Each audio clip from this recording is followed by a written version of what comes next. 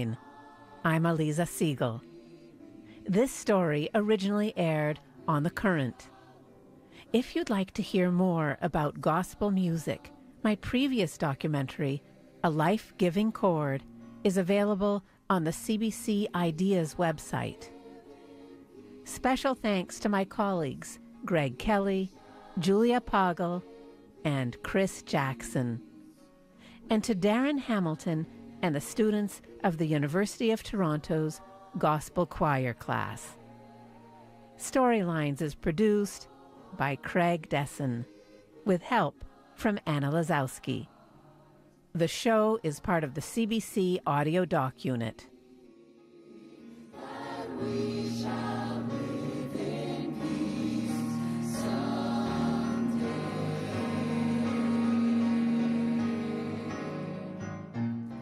You're listening to Storylines on CBC Radio 1 and on your mobile phone wherever you are via the CBC News app.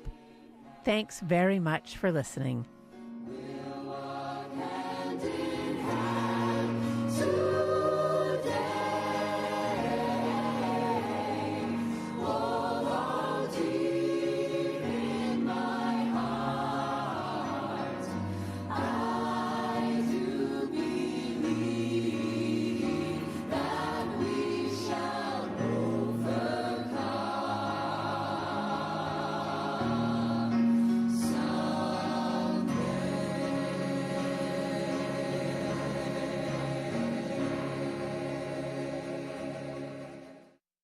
You're listening to CBC Radio 1. CBC, always here for Canada. Listen up to groundbreaking sounds. Listen up to new and emerging artists. Listen up to what's happening with your favorite musicians. Subscribe now to CBC Music's newsletter, Listen Up. Keep tabs on everything happening in music. News, exclusive live performances, the best new songs, and so much more. Subscribe now at cbc.ca/listen up. We carry a world of information in our pockets because we want to know. It's news you can trust, delivered when you want and where you want on Canada's News app. Now with CBC Radio 1, local and live. This is CBC News. Good afternoon. I'm Julie Buckingham. At 12 o'clock, it is mostly cloudy and -5 in downtown Winnipeg. A mix of sun and cloud on the way later today, the high of 3. Winnipeg police say, along with a number of other law enforcement agencies, there's now a dent in a sophisticated organized crime ring. Project Low Key began last spring to track drugs from Toronto to Winnipeg and onto northern communities like Sandy Bay.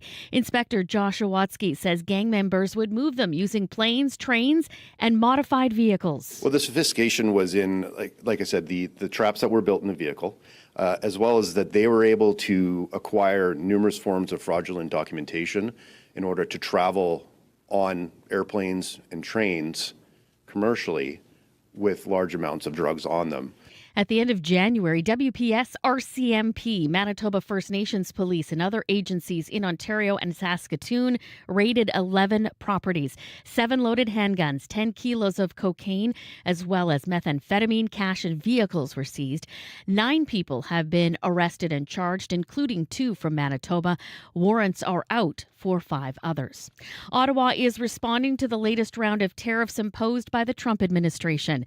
The federal government is imposing counter tariffs on $29 billion worth of U.S. imports starting at midnight tonight. Rafi Boudjikanian has the details. The U.S. administration is once again inserting disruption into an incredibly successful trading partnership. Finance Minister Dominic LeBlanc talking about the American tariffs on Canadian steel and aluminum products before revealing Canada's counterpunch. Ottawa is imposing nearly $30 billion worth of tariffs on American-made steel and aluminum, as well as goods such as computers, sports equipment, and some cast iron products.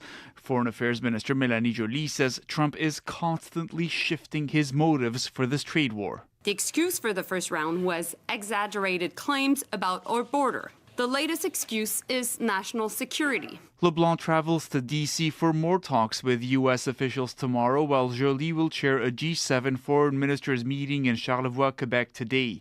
And U.S. Secretary of State Marco Rubio is expected to attend.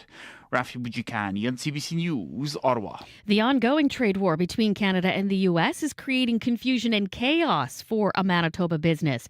Yesterday morning, President Donald Trump said he'd impose a 50% tariff on steel. By the afternoon, it was half that. Rick Koss is former owner of Hunter Wire, one of only one supplier in North America of a specialty product used in ice rinks. Koss says tariffs are increasing the price of some projects by $200,000, but so far adds no contracts have been canceled. Not yet, because of the uncertainty and the volatility in President Trump's decision making. I mean, nobody knows this afternoon what he's going to decide, never mind what he's going to do next week or next month. So I think people are just going to continue to kind of walk on pins and needles waiting to see how this situation unfolds. Koss says some of his U.S. clients are very frustrated by the volatility. The city of Winnipeg unveiling a set of proposed zoning changes to increase housing density. It's part of requirements for the city to receive millions of federal funding dollars. One council critic of the plan is pleased to see some of his concerns addressed, but adds more work needs to be done. CBC's Cameron McLean reports. The federal government made changing zoning rules to allow greater housing density a condition of its Housing Accelerator Fund. Mayor Scott Gillingham and City Council voted to make the changes in exchange for more than $122 million. A hearing on the proposed changes is expected in late spring. They would allow up to 4 units on lots currently zoned for single-family houses and duplexes, without a need for a public hearing. St. Vital councillor Brian Mays has raised concerns about some of the changes. He says the maximum building heights in the latest draft are lower than what city staff had previously proposed. While he likes that change, he says he still worries the proposed lot widths are too narrow. But he says he will keep an open mind until council votes on the changes later this year. Cameron McLean, CBC News, Winnipeg. Canadian farmers worried about the effect of tariffs on their business, but another major issue, a growing labor shortage. The CBC's Karina Zapata. An alarming forecast looms over the agriculture sector. An RBC report says 40% of Canadian farmers are expected to retire by 2033. Janice Tranberg is the CEO of both the Alberta and National Cattle Feeders Associations. She says her members' main concern is labor. They will put out job ads and they'll get no responses. Or if somebody does respond, most of the time they don't show up for the job interview. Rancher Sherry Copperthorne Barnes worries the chaos around tariffs could make matters worse. My biggest fear of all is that we're going to scare the next generation out of wanting to be a primary producer. That's why Jesse Hamonic with Nutrient Egg Solutions has been marketing the sector to students. He wants to get young people excited about their futures in agriculture. It's one of the best callings. You have to wake up every morning and think about how do we feed the world? Karina Zapata, CBC News, Calgary. That is the CBC News from Winnipeg. Your next local news is at 12:30.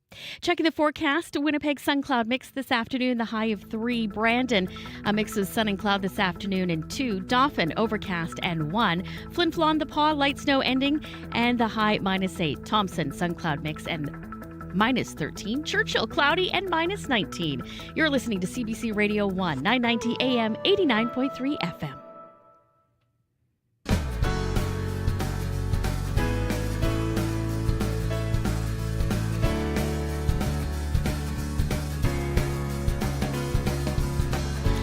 Good afternoon, Manitoba. You are listening to Radio Noon on CBC Radio 1, 89.3 FM in Winnipeg, 97.9 FM in Brandon, on the CBC Listen app, and streaming on CBC Manitoba's YouTube channel. I'm Marjorie Dowhouse.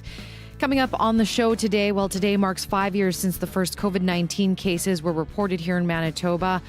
Our call-in conversation, we want to hear from you. How did COVID change your life?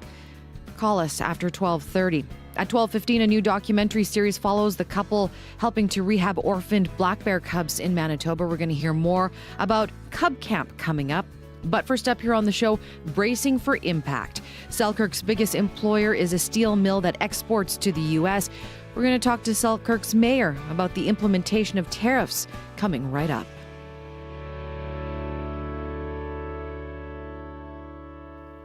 A 25% tariff on all Canadian steel and aluminum entering the U.S. is now in effect. The levy began shortly after midnight as per a presidential executive order. This latest development in the trade war between Canada and the U.S. will have an impact on Selkirk. The Gerdau Ameristeel Manitoba steel mill is a big employer in the city just north of Winnipeg. Larry Johansson is the mayor of Selkirk and joins me now via Zoom. Good afternoon, Mayor Johansson. Good afternoon, Marjorie. Nice to see you. Good to see you again, too. The U.S. Tariffs on Canadian steel are now in effect. How are you feeling today about this latest development?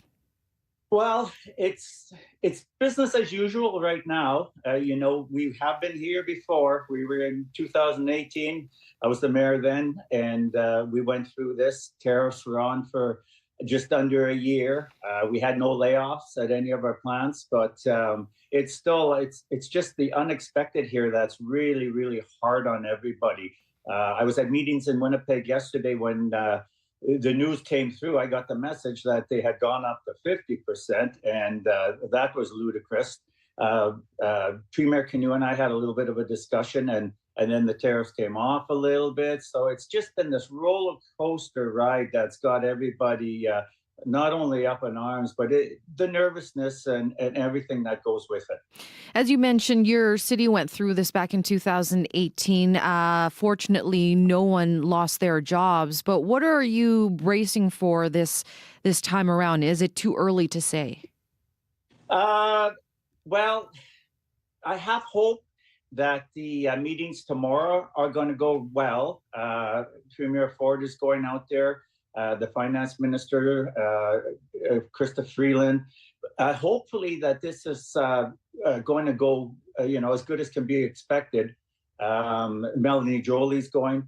And the talks there, I think, have to be a prelude to redoing the agreement. I know they're not going to be redoing the agreement too soon, but I think if we can do something with Washington that is beneficial to both sides. I think the president here, I think he needs a way out of this. I really do believe that. And I think if we have some good talks and if we can come out of there with no tariffs or lower tariffs, let him look at it as a win, and we'll take it, and let's get back to businesses as soon as we can. What are the feelings in your town? Because the steel mill there is such a big part of Selkirk. So what have you heard from people? How are people feeling out there? Well, everybody is kind of on the same page that, we have been through this before. The steel mill itself has about 400 unionized employees. Our other plants, our recycling plant, Black Cat Blades, we have total about close to 550. And the steel workers have said, the head of the steel workers said, we can handle this tariffs for now. The Brazilian company, Gerdau, I've talked about them with you before, that, they have bought North American plants before. They bought the Selkirk plant. They closed some of our North American plants, but they seen something in the Selkirk, Manitoba plant, and they invested huge investments in it. And, there's a lot more to this plant now than ever before. This plant's 100 years old. It's going to be around for another 100 years, as far as I'm concerned. This steel goes everywhere. It's green steel made from recycled metals. So it's very, very important that we keep this going. The thing is, it goes to other countries. We go down Mexico. We're across Canada. We go into the States. We've got to lessen the interaction with the U.S. a little bit and start dealing more with other countries, more across Canada. When we're over 70% with the States, this is something they can hold over our heads, and we don't like that. Mayor Johansson, as you mentioned, you were in Winnipeg. You had a chance to speak with Premier Canoe. I also understand, too, that you've had a chance to talk to some of your U.S. counterparts. What were those conversations like? Yes, I'm on the Red River Basin Commission. So we had a meeting in Grand Forks last week. We didn't buy anything over there. We just bought a tank of gas to get back. But yeah, meeting with state representation from Minnesota, meeting with mayors from North Dakota. they respect their leadership as we do. They respect their administration as we do. They realize that this isn't good. This isn't good for business. This isn't good for our neighbors. And, I feel that they're hoping the same as we're hoping, that some sanity can prevail and we can get these tariffs off or lowered, and we can get this monkey off our back and get back to doing business as good neighbors should. What kind of discussions have been happening at the city council level in Selkirk? Or have there been any discussions around it? No, the big thing is we have the backs of Premier Canoe and his ministers. That's the leadership that is being able to deal with the leadership there. We have the backs of the premiers and the federal government, of course, and we have to have faith that they're going to do the right thing. I think tomorrow is going to be a big one. I really do. I think this is going to kind of tell the tale. I checked the stock market, ironically, before we came on air, Marjorie, and ironically, the Dow, the American side, is down 75 points, and the American side, the TSX, is up 140 points. So I don't know if that's a telling sign, but we'll take that as a Canadian win. Well, we'll have to follow you, and we're going to, of course, be talking to you again with everything that's going on. Mayor Johansson, I really do appreciate you joining us today here on the show. Thanks for thinking of us, Marjorie. I appreciate it. Have a great day. You too. That is Larry Johansson, the mayor of Selkirk.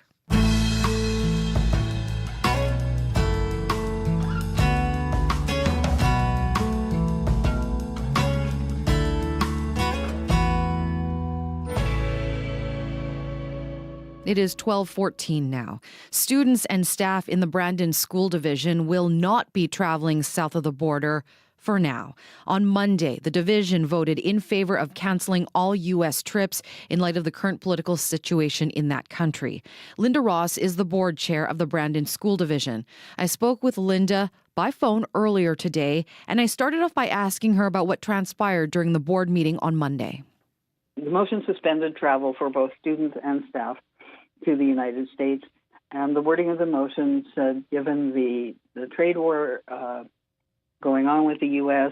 and concern for safety and security of staff and students. So there was considerable debate about it. The motion did pass 6-3. The concerns about safety and security related to changes that have occurred under the Trump administration that certainly, I think, puts at risk the safety of several groups of people in the United States, members of the LGBTQ community, women, and many others. And so the debate focused on two things. One was the economic issues, should we not be spending our dollars in the U.S., and so that was one part of the debate. And the other part was focused on safety and security. Concerns were raised, as I said, about the safety of particular groups who have been targeted by changes in legislation, regulation in the U.S., and discussion about whether our students and staff, whether we could guarantee their safety. And given that liability lies ultimately with the board, we found ourselves in this position where we were debating this issue. And as one of the things that I said on Monday night was that I personally never thought in my lifetime that I would be engaged in a debate about the safety of allowing people to go to the U.S. Mm-hmm. It just, a couple of years ago, that would have seemed preposterous. Yeah. But, the changes that have been made are really radical, and concerns were raised, about, people would be disappointed, they had plans made, blah, blah, blah, those sorts of things. And that nothing had nothing. Could we provide data on anything that had happened? And my response to that at that point was, I didn't want to wait until something horrible happened. So, Linda, are there usually a lot of trips for students and staff in Brandon to the United States? There are not a lot of trips for students. Those that occur are often they might be sports-related events just across the border. There are trips to the Peace Gardens. There are more, I would say, for staff who are taking advantage of professional development opportunities in the U.S. So it's not a huge number, particularly for students. I would guess more for staff in terms of professional development opportunities. So what happens then to the students and staff, or what happens now, because some of these trips will be canceled? So this applies to trips that are also planned for this school year, right? That's right. Yeah.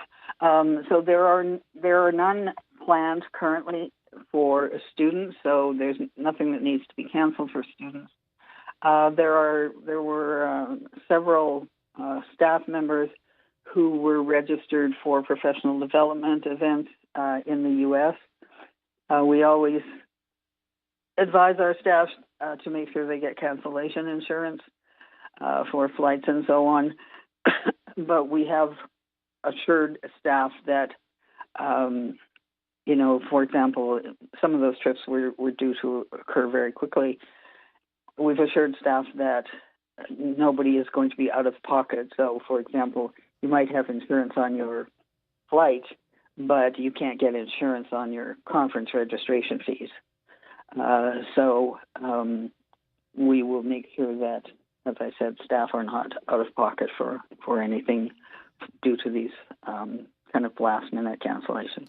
What's the reaction been to this? Have you heard from any staff about the cancellation of trips to the U.S.? I haven't personally heard from any staff. I mean, certainly there have been discussions with the Teachers Association. As I said, again, making sure that they understood that they weren't going to be out of any pocket. I have not had any reaction from parents myself at this point. Is there a chance? I know that it's such a weird time here between, two neighbors, Canada and the United States, but does the board plan to revisit this, or perhaps maybe look at trips to the U.S., back to the U.S. at some point? Oh, yeah, of course. I mean, this is not like a forever thing. I mean, we've suspended travel for right now, and we will kind of gauge the temperature of this relationship, and we will certainly revisit it. The liability is ultimately the board's, regardless of whether parents give consent for a trip. In the end, should anything happen, the liability is the board's. And so we have to be concerned with the liability. We have to be concerned with the laws and regulatory codes that we operate and live under. And as I said, the focus of the debate was on ensuring safety. That is Linda Ross, board chair of the Brandon School Division. Winkler and Morden, let's talk. CBC wants to get to know you a little bit better. I'm Rosanna Hempel. CBC's Communities in Focus is coming to Winkler and Morden March 17th to 21st. What do you want us to know about your communities? What stories are we missing? I can't wait to meet you. Visit cbc.ca/Manitoba/community for details. 12:21, you're listening to Radio Noon here on CBC Radio 1. I'm Marjorie Dowhouse. -3 right now, mostly cloudy in Winnipeg at the airport, and in Brandon right now, cloudy and -5.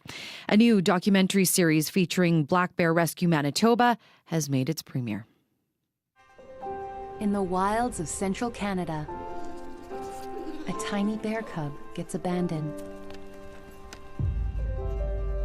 But lucky for him, at Black Bear Rescue Manitoba, Judy and Roger take him in and become the mother he lost.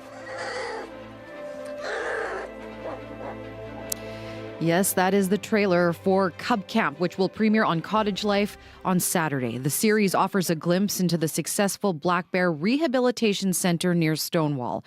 Judy Stearns cooperates the center with her husband Roger, and Shireen Jarrett is the showrunner for Cub Camp. I spoke with both of them yesterday.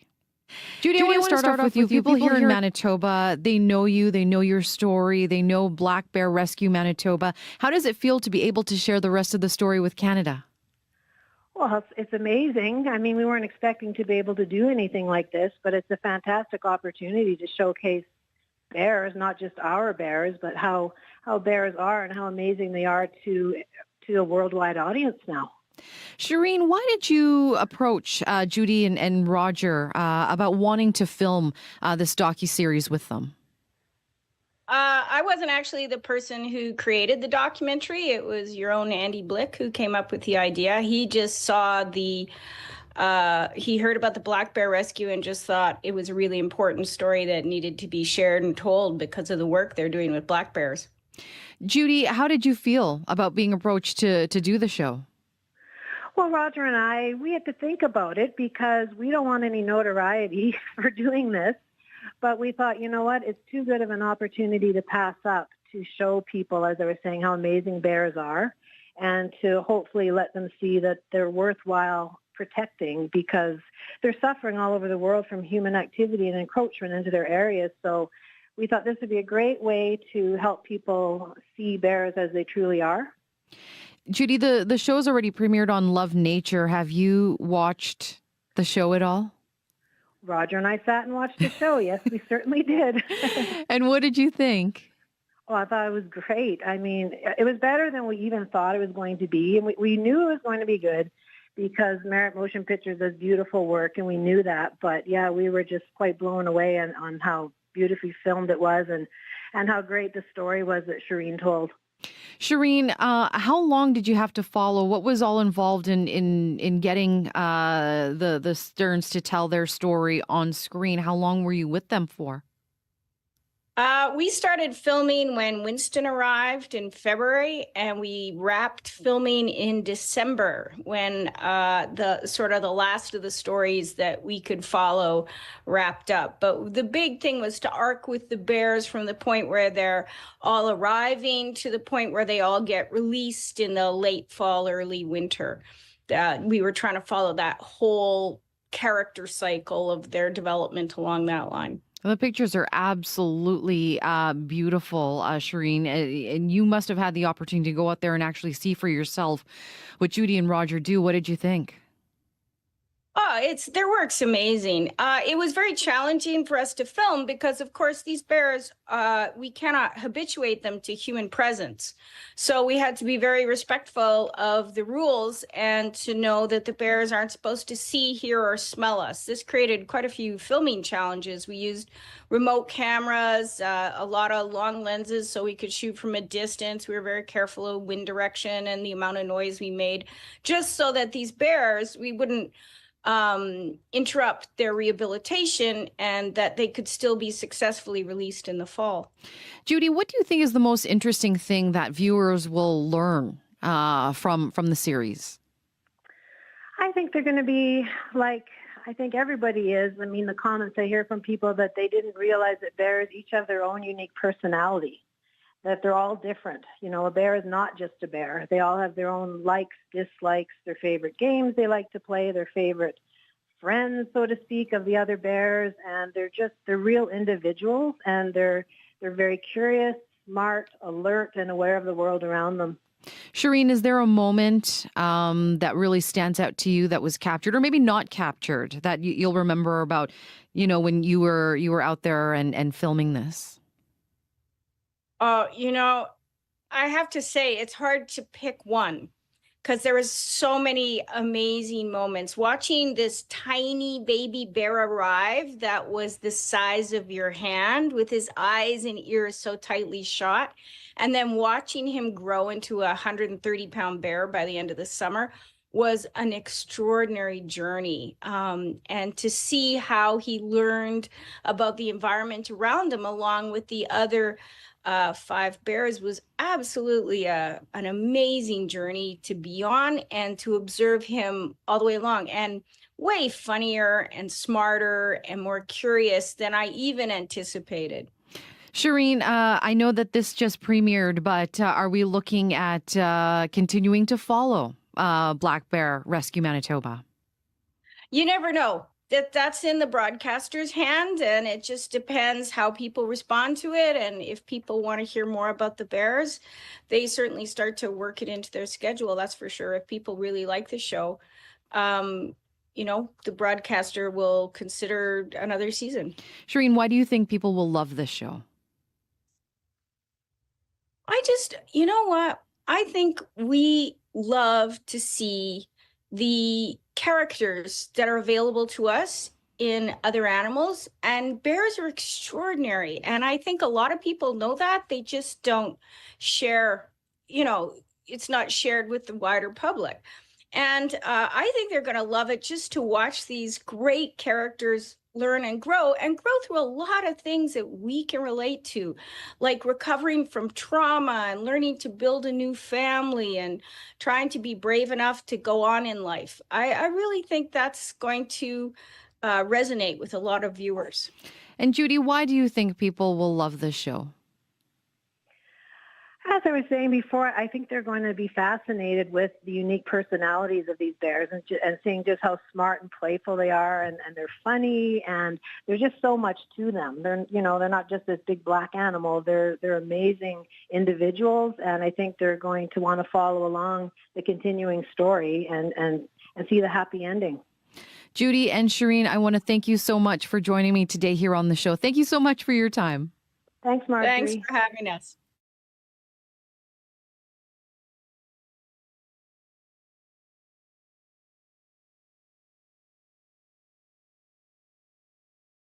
We're coming up here to your local news. You're listening to Radio Noon here on CBC Radio 1. I'm Marjorie Dowhouse. Coming up in our call-in segment today, it's been 5 years since the World Health Organization declared COVID-19 a global public health emergency.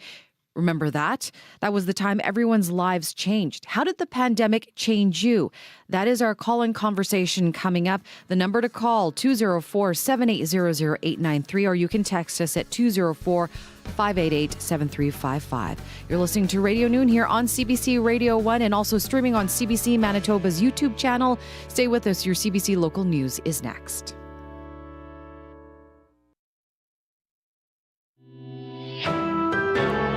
CBC News. Good afternoon, I'm Julie Buckingham. In downtown Winnipeg at 12:30, mostly cloudy and -3. Sun cloud mix this afternoon, high of +3. A Winnipeg family mourning a loss says health authorities should tell patients if they can't provide life-saving treatment in time.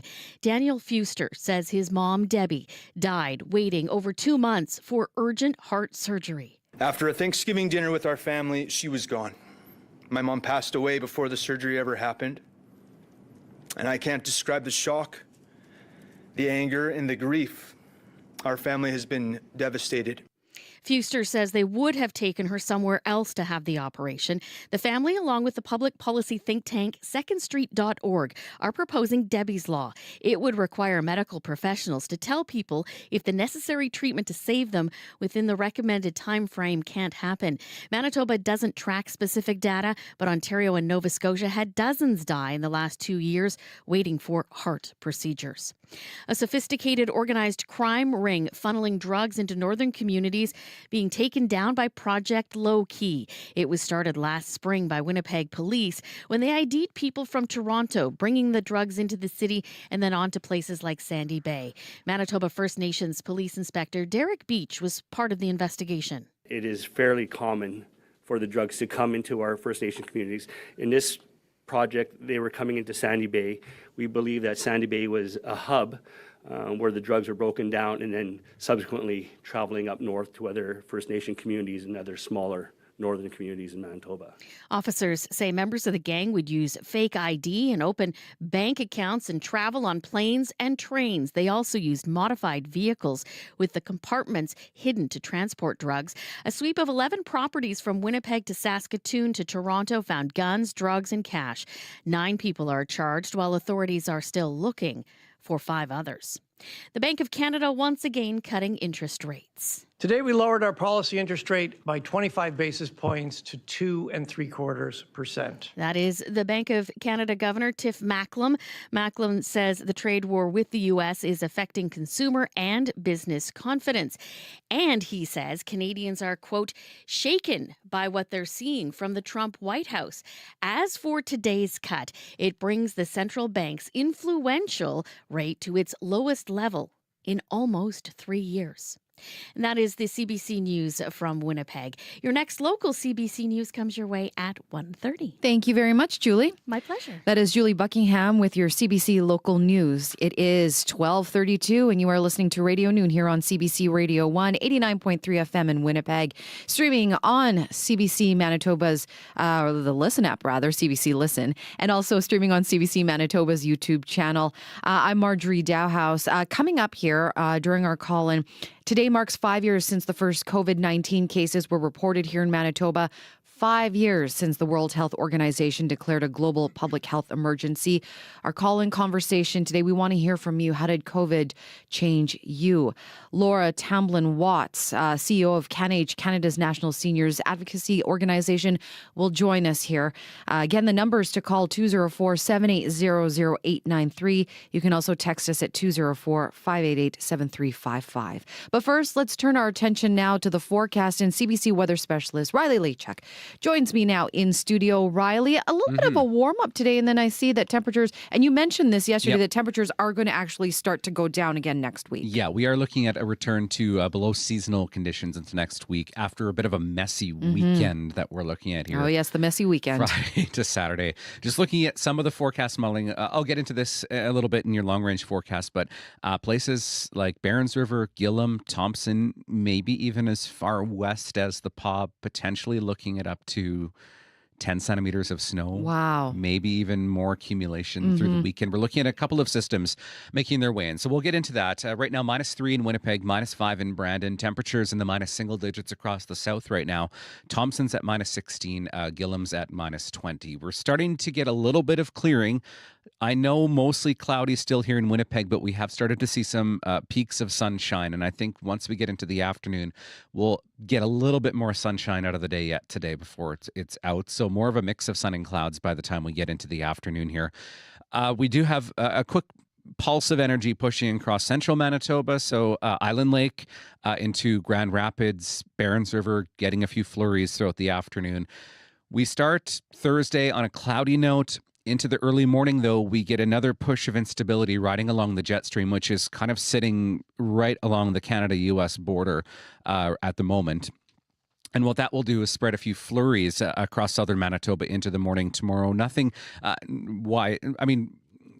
nothing in any major accumulation, but I think maybe in some cases a couple of centimeters possible, particularly the further south you are, places like Morden-Winkler into Emerson, Melita into the early morning hours. Tomorrow, Brandon gets a few flurries in the morning. Winnipeg, I think we do get a few flurries through the morning hours. Tomorrow, clearing as we get into the afternoon, though, back to a mix of sun and clouds.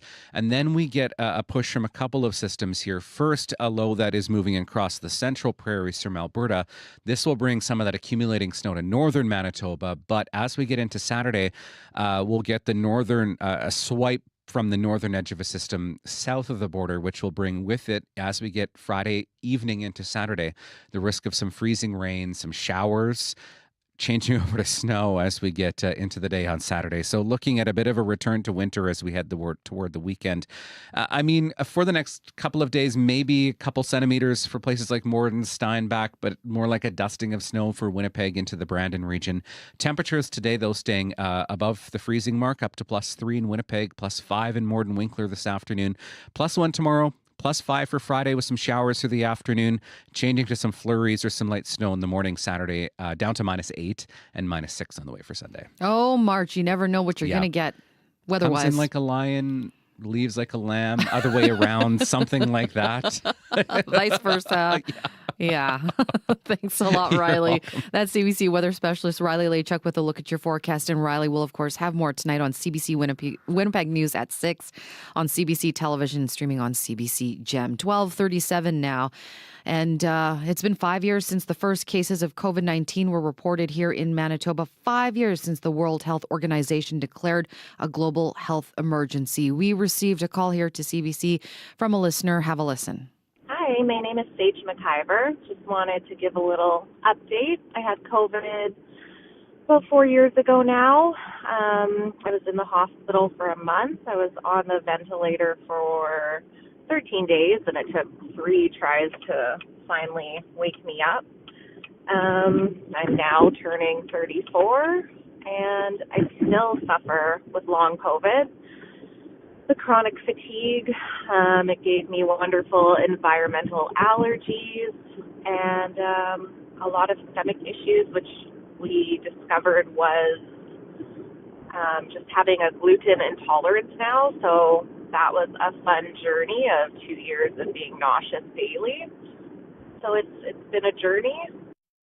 To this day, COVID-19 has changed the lives of so many people. The isolation, anxiety, confusion impacted so many lives. Maybe it changed your life in lasting ways. We're hoping that you can call in to share your story. How did your life change because of COVID-19? Did you lose a loved one who was isolated? Did family members struggle with loneliness and isolation? Do you live your life differently now? We want to hear from you. The number to call is 204-7800-893, 204-7800-893. You can also text us at 204-588-7355, 204-588-7355. Our guest today is Laura Tamblin-Watts. She's CEO of CanAge, a national seniors advocacy organization. Good afternoon. Welcome to the show, Laura. We're just going to get Laura's audio pulled up here.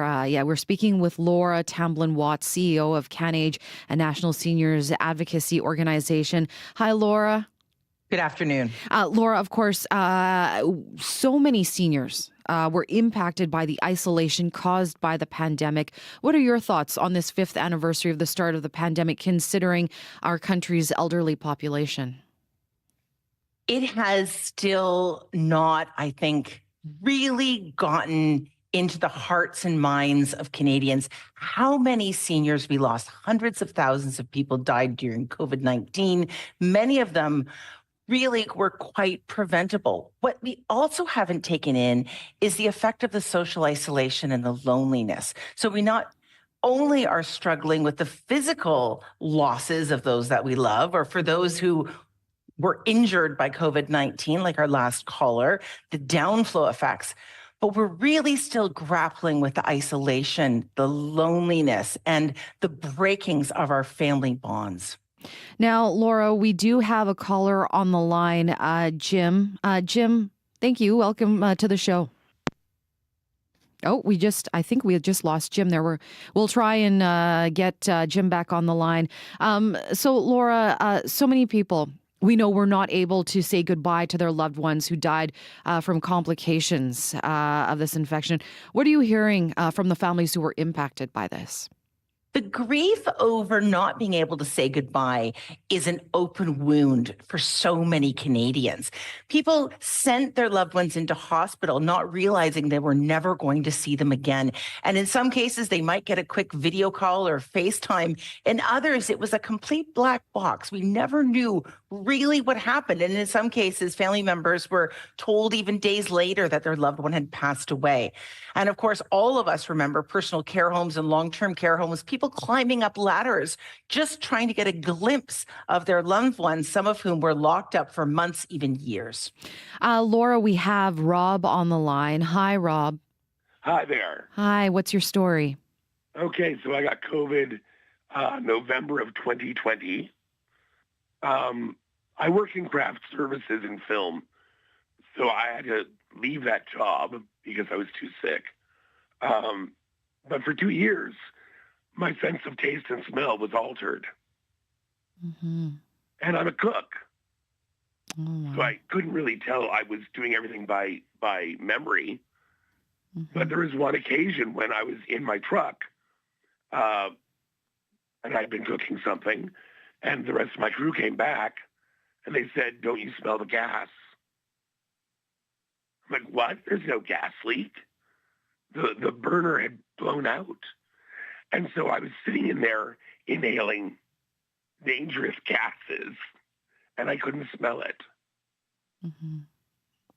So yeah, COVID could have taken my life a year later. Rob, thank you so much for calling and sharing your story with us here on the show. Laura, we heard Rob's story there and how COVID-19 has impacted his life. When you hear stories like Rob's, I mean, what do you think? Rob, thanks for sharing that story. I think what really goes to the hearts and minds of folks is that COVID is not a one and done thing. We heard that also from the previous caller, that for people who have had COVID-19, particularly long COVID, this has lifelong effects. For Rob, of course, it's the sense of taste and smell, not just in his work as a chef, but also, of course, in safety. And we need to remember that this is happening every day for our loved ones and our seniors as well. We don't even know what we don't know. And we really have to keep checking in on how those symptoms are manifesting. We're speaking with Laura Tamblin-Watt, CEO of CanAge, a national seniors advocacy organization. We're reflecting on 5 years since the first cases of COVID-19 were detected here in Manitoba. We want to hear your stories. 204-7800-893, 204-7800-893. You can also text us at 204-588-7355, 204-588-7355.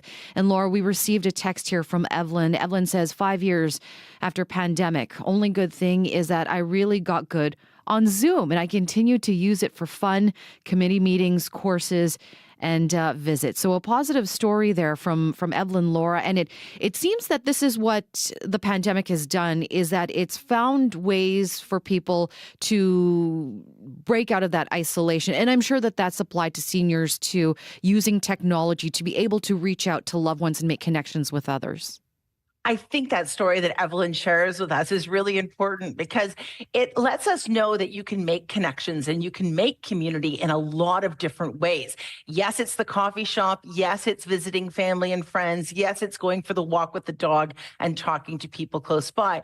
But it also opens up the world to us as well. We get a chance to go visit museums remotely across the ocean from where you are. It's a chance to use technology to check in with the grandkids and how they're doing at university. And so a lot of people, no matter what their ages are, really got a chance to embrace technology that they may not have previously used. And for many people, it's revolutionized their life. Laura, everyone remembers where they were that moment that places shut down. It was declared a global pandemic. Do you remember where you were or what you were doing at that moment? Boy, do I ever. And I really think that these are defining moments in your life. I was sitting in Toronto and I was looking at my kids, and it was going to be St. Patrick's Day soon. And my now graduated from university kid, it was their first year of university. And I said, I'm coming to get you tomorrow, and we are moving you out of residence. And Alex said, what are you talking about? I mean, this is going to blow over in a weekend. And I said, oh no, it's not. We're moving you out tomorrow. And we went straight up and did that. And really, as soon as possible for everybody else to get into a safe place, reached out to my parents and said to them, look, this is serious. You're over 80. If you get sick, you will not be triaged. You need to understand that. Triage is there. It's going to be for people 70 and over. If you get sick, you are not going to get the help that you think you're going to get. And that really, those phone calls to both my kids and my senior, that really took it. And then, of course, at CanAge, our phone started to ring. And like so many other folks at the front line, we just spent as much time as we could scrambling to help people as quickly as possible. Laura, we have Leslie on the line. Hi, Leslie. Welcome to the show. Hi. Hi, what's your comment? Okay, this was when COVID had hit. Just before COVID, I ended up getting a hernia, a belly hernia. And then ended up, they canceled elective surgeries during COVID. So I walked around with a hernia for 3 years. And it was very large. It was as large as your hand in size. And my hernia came out, my intestinal tract came out and was encased in my abdomen. So I had to be rushed into emergency surgery in 2022. So I was lucky able to get surgery, someone to do it. Mm-hmm. I'm in my early 60s, so at the time. Yeah. Leslie, thank you so much for your comment here on the show. Laura, as we heard there, Leslie was supposed to have a procedure, and we know that so many things were disrupted at that point in our lives. And if you think how important that surgery was to Leslie, and in fact ended up being something that was extremely dangerous. It wasn't going to be dangerous if it was taken care of as it was supposed to be scheduled, but because of COVID-19, really her life was at risk from a hernia, an operation that should be done quite routinely. This happened across the country for people.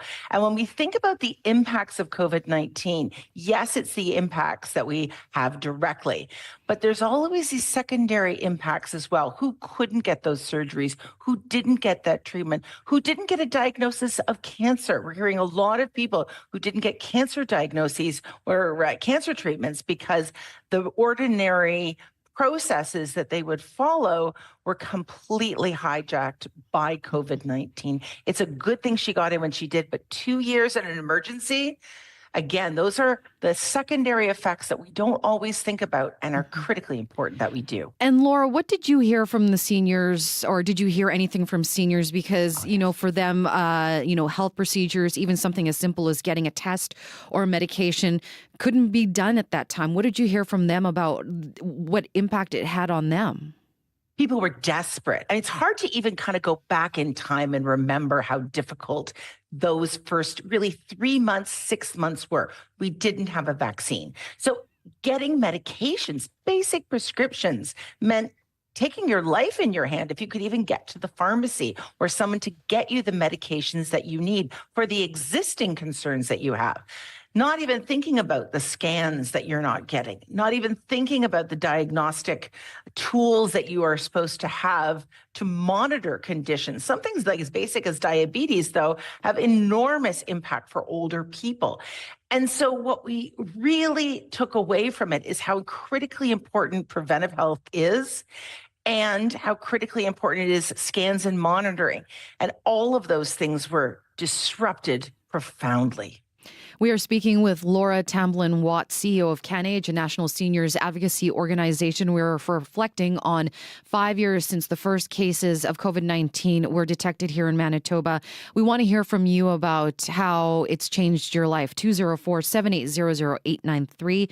Again, 204-780-0893. You can text us at 204-588-7355, 204-588-7355. And Laura, we were just talking about a message that Evelyn sent us about technology, and she messaged again. She said, pandemic was brutal because I had only recently been widowed, so technology was so important, and that probably helped her with the isolation that she was feeling at that time. And I'm sorry to hear that, Evelyn. Yeah. So we had that comment from Evelyn. Leanne messaged us, Laura, as well. And Leanne says, as a hairstylist who has been talking to folks since the pandemic, I know 5 years later, I am seeing the effects of COVID-19 in so many communities. It really has impacted how people connect, but I especially worry for the nurses that I see. I think there is some complex trauma still affecting their daily lives personally and in their work. And it's clear, even though it's been 5 years, it has a lasting impact psychologically and emotionally. We know that this took a toll on those healthcare workers and those working in senior homes. What have you heard from the workers who had to help seniors navigate through this at the time? The trauma is profound, and it's really nowhere near being addressed right now. People who are working at the very front lines in acute care, in long-term care, people in pharmacies, people who are at the very front lines, have got post-traumatic stress. I mean, there's no question about it. When we talk about recruiting people to our health and human resources into our healthcare system, we have to remember that the people who have been helping us through this pandemic are in serious difficulty, and they are also incredibly short-staffed. We were short-staffed coming into the pandemic. We lost, in some cases, 20 to 30% of healthcare staff during the pandemic. And now we're in a situation with the people that are still there. They're working flat out because they are so short-staffed and they are not getting the emotional and psychological supports that they need. This is a critically important piece. We have Michelle who is joining us now. Hi, Michelle. Good afternoon, Marjorie. Good afternoon. What's your comment? Well, in September of 2019, my husband retired from the provincial government to take a post-retirement job in Nunavut, and then got up there and then got locked down in March of 2020. And I was here and he was there. We have an adult child with a disability, so I was, caring for her. And I'm an only child, and my mother became very ill and ended up in personal care home. I wanted to bring her to live with me, but because of the, constraints with home care and so on, she would have had to have come to my house. We would have had to somehow have her quarantine in my house for 14 days. The home care people wouldn't provide services to me because they needed to have two people, like a two-people lift. And because I was only here by myself, they wouldn't put services in for me. So sadly, my mom was in a care home, and that's where she passed away in just like 2 weeks before the war in Ukraine started. So it was a really difficult time. A lot of isolation for all of us. And when my husband would come home, eventually when he was able to come out, he'd have to go and quarantine in a hotel for 14 days before getting on a plane to go back to Nunavut to his job. And that was brutal because he couldn't, we were FaceTiming. He was not allowed, he'd bring out his laundry in a box and I'd have to go and retrieve the box and be standing 6 feet away from him. And then because he's got some health issues of his own, he was supposed to get proper meals in the hotel. They weren't giving him proper food. One morning for breakfast, he had French fries and green beans. That was his breakfast. And, that's who in their right mind would eat that for breakfast? So, it was a difficult time, and we're glad that it's over. He's back home now, but it was certainly, a traumatic few years. Thank you so much for your comment, Michelle. Laura, as we heard there, Michelle and her family impacted by this in such big ways, isolation, and then unfortunately her mother passing away and not really being able to be with her. It's the impact that it's really had on families. Huge impact in families. And thank you so much for sharing that, Michelle. And you hear her as a caregiver, a parent, a spouse, and a mother of a person who has disabilities. And each of these relationships are being pulled and harmed. And we want to help people, but at this point, our systems weren't set up. And she couldn't help her mother. If you need a two-person lift, you can't have her in your home because you yourself can't lift that person. If you can't get home care in to support the needs of the people in your home, then you're really just abandoned. And there's no pretty way of saying that. And then being pulled away from her spouse in a different part of the country. For many of us, it was the first time that we really felt the boundaries within Canada. I had the experience of crossing a border between Quebec and New Brunswick on my way to Nova Scotia. And it honestly felt like I was going through a war-torn international border. It took 90 minutes and people had guns. And I kept thinking, how do we have this border in the country? And I think that there's a piece there as well that we have to reconcile. Yes, our relationships with our own family. Yes, our relationships with our systems. But in some cases, it's also the relationships with the provinces and territories we are in that really felt that strain as well. We have about 30 seconds left here, Laura, but I want to ask you this. What are some of the positives that we've taken away from this? Because of this, how has this changed care for seniors? I think we have a good understanding that preventive care is everything, right? We need to stop people from getting sick. So that means we need to make sure we're getting all the vaccines possible. And Manitoba has been moving towards getting more vaccines. That's critical. We know that personal care homes need help. We know that the Maples and other reports like that are going to really drive changes in personal care homes. And we know that caregivers can't do everything for free at home. Stories like Michelle tell us that we actually need to rethink how we're providing care and support for people, because it's not magic. It has to come from somewhere. Laura, much appreciated that you can join us on the show today to reflect on 5 years. Thank you so much for your time. Thank you. Laura Tamblin-Watts is CEO of CanAge, a national seniors advocacy organization. 12:57 now. Faith Fundal, host of Up to Speed, joins me now in studio. Hi, Faith. Hey, Marjorie. Remarkable resilience. Those are two words a pediatric researcher is using to describe pandemic babies, now 5-year-old children. We're going to hear about how COVID-19 lockdowns impacted childhood development and keep calm and carry on. Investing can be pretty emotional at the best of times, and especially now with all of this uncertainty around tariffs and the stock markets doing their thing. We're going to hear from a personal finance coach about how to manage your money, whether you have any or not, as we deal with all of the market upheaval. So stay tuned for those conversations coming up on the show today. So much happening, right? We're reflecting on 5 years since the first case of COVID-19 was here in Manitoba. And of course, all the uncertainty, right? Lots. South of the border. Thanks a lot, Faith. Thank you. Tune in to Up to Speed this afternoon, 3 to 6 o'clock here on CBC Radio 1. Well, thank you for tuning in to Radio Noon, and thank you to our wonderful team here on the show. Our tech is Dylan Longhurst, director Sierra Sanders, producer Wendy Parker, and our YouTube live stream director is Travis Peterson. I'm Marjorie Dowhouse. Thank you so much for tuning in today. Thank you for your calls and comments. We'll talk to you again tomorrow. Stay tuned to CBC Radio 1 coming up next. Bookends. Have a good one.